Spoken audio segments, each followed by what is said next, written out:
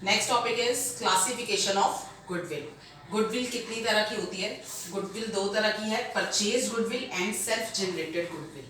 Purchase goodwill साफ नाम से पता चल रहा है, जिसे परचेज किया जाए, यानी acquired by making a payment.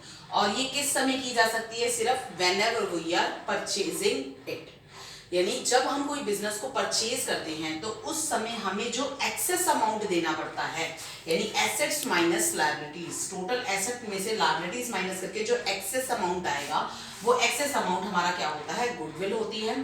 तो वो गुडविल परचेज कंसीडरेशन कहलाता है।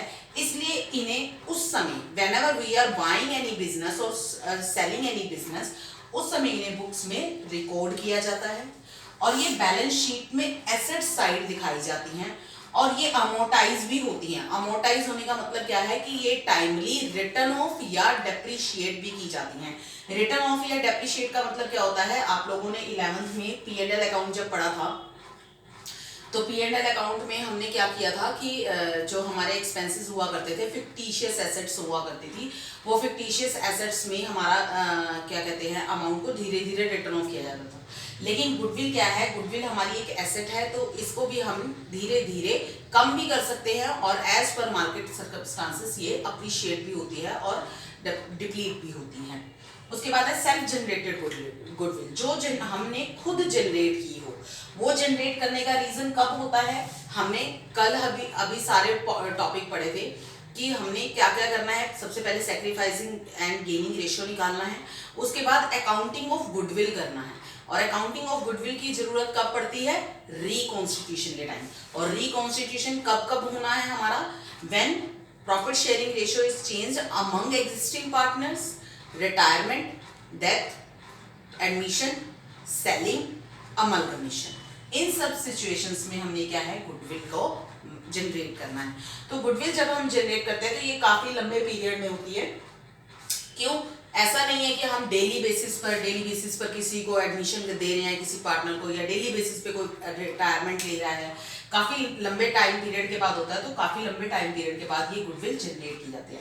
Depends on judgement. लेकिन इसकी वैल्यू में ये प्रॉब्लम आती है कि ये एग्जैक्ट नहीं होती, क्योंकि जो हमारा वैल्यूअर होता है, जो मार्केट में जा रहा है या वैल्यू लगा रहा है इसकी, वो उसकी सेल्फ जजमेंट पर होती है। Third is accounting standard 26। Accounting standard 26 के अकॉर्डिंग, ये अकाउंटिंग स्टैंडर्ड 26 आप लोगों ने 11th में पढ़े थे स्टैंडर्ड सारे, तो उसके अकॉर्डिंग ये बुक्स में रिकॉर्ड नहीं की जाती। क्यों? क्योंकि ये सेल्फ जनरेटेड है, फर्स्ट थिंग। तो इसके लिए हम एडजस्टमेंट एंट्रीज करते हैं, तो इसलिए इसकी डायरेक्ट कोई एंट्री बुक्स में रिकॉर्ड नहीं की जाती। तो ये हमारी दो गुडविल थी, परचेज गुडविल और self generated goodwill. Purchase goodwill हमारी आएगी जब हम कोई नया बिजनेस परचेज कर रहे हैं, और सेल्फ जनरेटेड गुडविल हमारी कब आएगी? जब हमने हमारे जब हमारा कोई भी रिकॉन्स्टिट्यूशन हो रहा है, तो हमारी सेल्फ जनरेटेड गुडविल की जाएगी। उसके बाद हमारा एक छोटा सा टॉपिक है नीड ऑफ वैल्यूएशन। मैंने बता ही दिया आपको कि हमें गुडविल की जरूरत क्यों पड़ती है। Need of value of goodwill, valuation कह सकते हैं हम, वैल्यूएशन ऑफ गुडविल। कब कब जरूरत है? प्रॉफिट शेयरिंग रेशियो चेंज हो गया है, profit sharing ratio changed amongst partners, right. कल अभी यही सेकंड चैप्टर हमारा यही है। उसके बाद एडमिशन के टाइम, रिटायरमेंट और डेथ के time,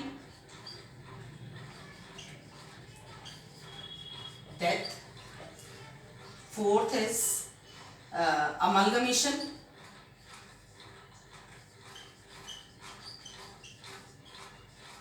and fifth is sold out, जब हम अपना बिजनेस बेच देते हैं।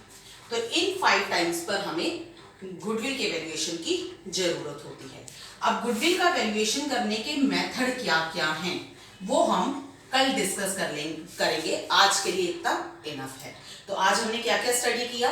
आज हमने बेसिकली स्टडी किया गुडविल। गुडविल क्या होती है, उसके कैरेक्टरिस्टिक्स स्टडी किए हमने, और गुडविल के क्लासिफिकेशंस क्या होते हैं, और गुडविल को कौन कौन से फैक्टर अफेक्ट करते हैं। हमने आज ये 4 टॉपिक की हैं। ये क्वेश्चन हमारा 3 to 4 मार्क्स में आ जाता है। So you have to learn this topic for tomorrow हम अकाउंटिंग फॉर गुडविल यानी उसके मेथड्स करेंगे। Thank you.